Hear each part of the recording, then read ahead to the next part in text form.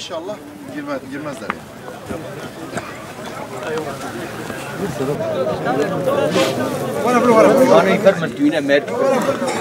yani. Gel Muhtar. Ali abi gel. Ali abi var. Gel. Yıllardan beri atadan dededen kalan ormanımızı gözümüz gibi korumuşuk. Biz gidip kömürümüzü parayla alıyoruz. Bir gün bir dalımızı kırmamışık. Bizim hayvan otlanma alanımız 2 köyündür. 10.000 tane davarımızın olduğu yere zorla bir firma gelip girecek. Rant için bir firmaya satılmıştır. Firmayı engellemek için işte bütün devletimiz bir seferber olmuş. Yani köylüleri hiçe sahip de bir firmayı tutuyorlar. Bir şahsı tutuyorlar.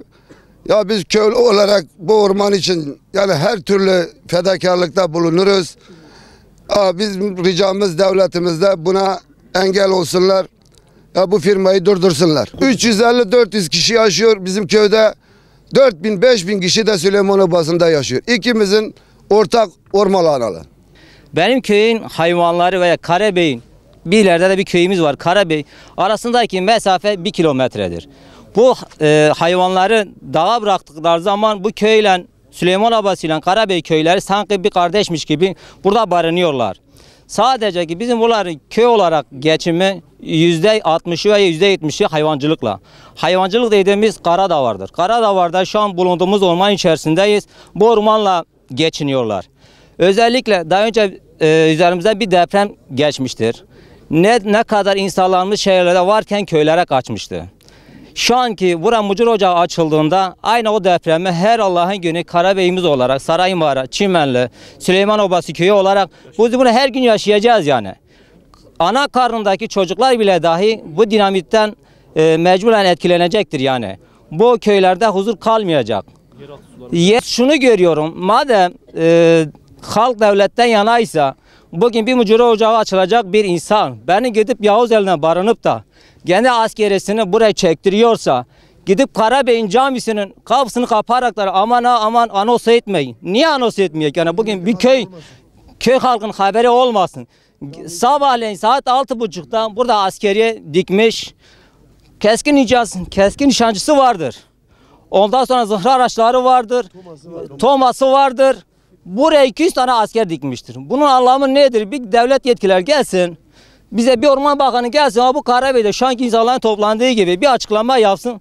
Biz de o zaman gelsene burada alkış çalak yani. Bu neyin ne olduğunu herkes duysun yani. Kendi ağızlarından duyak yani. Bu ormanı korumak için ana bacılarımızla gene dava dövüşü yaptık.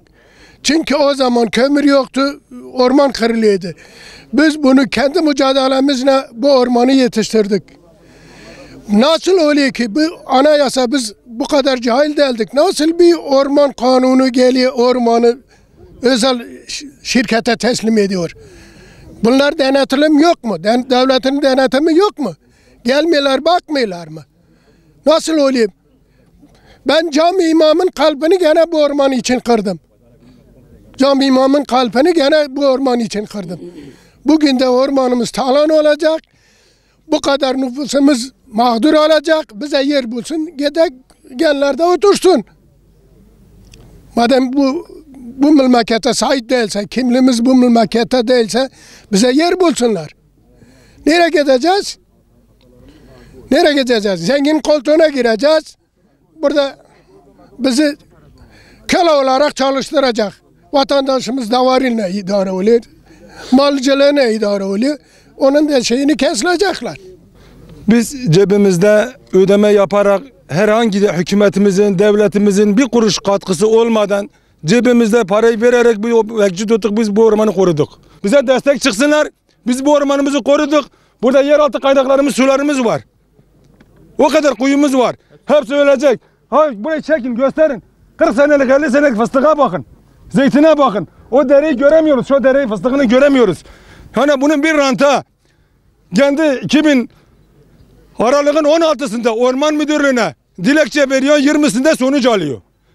Ben buradan bir dilekçe almak için, TEDAŞ'tan bir dilekçe almak için senelerce uğraşıyorum ya, senelerce kendi cebimde. Bu adam 16'sında Orman Müdürlüğü nasıl bunun de ruhsatı veriyor?